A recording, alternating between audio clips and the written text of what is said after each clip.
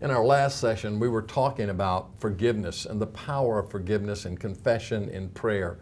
We're talking about praying Jesus' way, the way Jesus taught his disciples to pray. And he was the one that said, and forgive us our debts. He taught his disciples to pray that way. Forgive us our debts, our sins, our transgressions, as we forgive those who have transgressed against us. So not only do we need to be forgiven, but Dave, we need to be able to forgive others. This is critically important. And I find that this one may be more difficult than the other one sometimes because when you've been hurt, and normally people are hurt by people that they love, That's right. by someone they care about deeply. Where do we get the power? Jesus told us to forgive others. So where do we get that power? How do we forgive? How do you forgive someone that's hurt you, that's slapped you, that's cursed you, that's thrown you in prison? How do you forgive them? And it is going to be critical for us to understand that if we're to really be a people of prayer. Jesus seems to indicate pretty clearly that if we do not forgive others, our sins will not be forgiven. And that's serious. Suddenly we got to deal with our own sin because we've not been willing to deal with others. Once again, I would push this all back on Jesus. That the power to forgive comes from the one who, hanging on a Roman cross, looked at the people that put him there and said, Father, forgive them. Wow. That's astonishing. Wow. Arms stretched out in great agony. And he prays, Father, forgive them.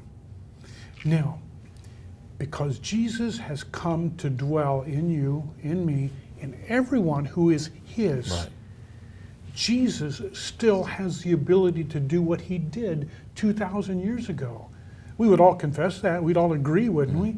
That Jesus, who hung on a cross and forgave those who put him there, can still do that today. Ultimately, then, it comes back to me coming to Jesus when I have been hurt, when people have done those things against me that they should not have done. We're not making excuses for them. We're simply saying, now, Jesus, would you do in me what you did 2,000 years ago? Yeah. Would you show me, Lord, how to forgive? Lord, would you forgive first of all through me to them, and then, Lord, continue to show me how to do that. And I believe that becomes a process. There are very few, if maybe no one, who just full-blown as a believer finds themselves easily able to forgive. And will say things like, well, I'll forgive them, but I won't forget. Yeah. And things like that, which really means I'm not going to forgive them. Yeah. I'm going to hold on to this.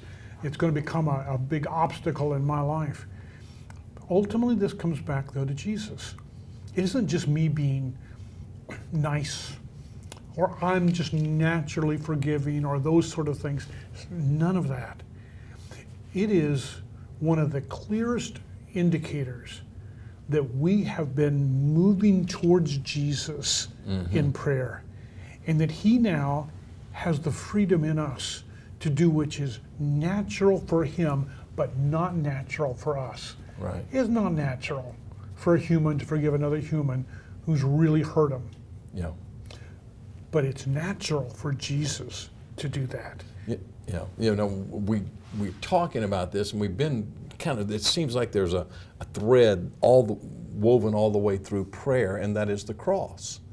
Because it's, you just right. mentioned it right there, and we started off there at the cross. That's how we come into the presence of God. But it's from the cross that God's love flows, his grace flows. When we look to Jesus and we see him say, Father, forgive them, we know that one of them is me. Yeah. And so, another thing that's helped me a little bit, Dave, in this thing is that I realized that when Jesus prayed that prayer, he had done no wrong. That's right. I mean, he was perfect. He was absolute purity. He'd done no man wrong. And yet when they beat him, cursed him, spit upon him, ridiculed him, crucified him, he loved them. That's right. Now, here's the difference. I've done wrong. I've messed up. And like a friend of mine says, when someone criticizes you, just remember if they knew the truth, the whole truth, and nothing but the truth, that would be a lot worse than the criticism. That's right. Because we've all messed up. We've all failed. Yeah. So when people hurt us, yes, they may be totally wrong, but we still have our own problems and our own wrongs. And so, but Jesus wasn't like that. He was perfect. And so his grace is pure. And I think it's that grace that is, I don't think, I should go back on that. I know it's that grace that has enabled me to forgive those who have hurt me. That's right. And so speak to the word grace and how that plays, because the forgiveness we were talking about in the last session is grace. That's right. And in this session, we're talking about grace again. It takes grace to forgive others, God's grace. And think about from this perspective, grace, a way to translate it is, of course, his gift. God gives us something that we did not earn, that we don't deserve. He simply gives it to us. Now, if I say to you, Sammy, here, I have something to give you, and after I give it to you, I want you to also give it to others. And you say, okay, I'll be glad to do that. But then I don't give you anything. You can't do anything with it because you have not been given that. But if I have given you this, you've got it in your hands, you can turn around and give that away. See, that's what grace is. That's good. Grace has been given us. It's a gift. That's really good. We didn't earn it. We couldn't work for it. We don't deserve it. It's God's, some use the term, an old theological term, God's unmerited favor. He just gives it to us because he wants to. Right. And we now have been charged by Jesus to say, I want you to turn around. I want you to give what I've given you to others. They didn't deserve it either. They're not going to come to you and say, oh, I'm so sorry. No, no, no. You simply give to them the way I gave to you. And so when we understand that, we understand that forgiveness then to others is simply, it's not so much an emotional response. It's not even me feeling anything. It's me out of obedience saying, okay, Lord, I get this. You've forgiven me when I didn't deserve it. I'll just do this because you've already given me that. I'll take that and pass it along. I want to share a story with you that last night I was with a friend of mine from Rwanda. He was there during the genocide, and I went in right after the genocide and preached a message of reconciliation to the nation. But when I was in Rwanda right after the genocide, I had lunch with the mayor of a town, and this man's best friend and neighbor, when the order was given for Tutsis to be killed, and he was a Tutsi, he had 7 children, and this friend came to him and said, there's no way you can hide all 7 children. Let me take half of them, let me take 4 of them, hide them, and you and your wife hide with the other 3. And he said, oh, thank you so much. They took them and then called for the militia to come and kill them. And when he told me that, my mouth dropped, and I said, what did you do?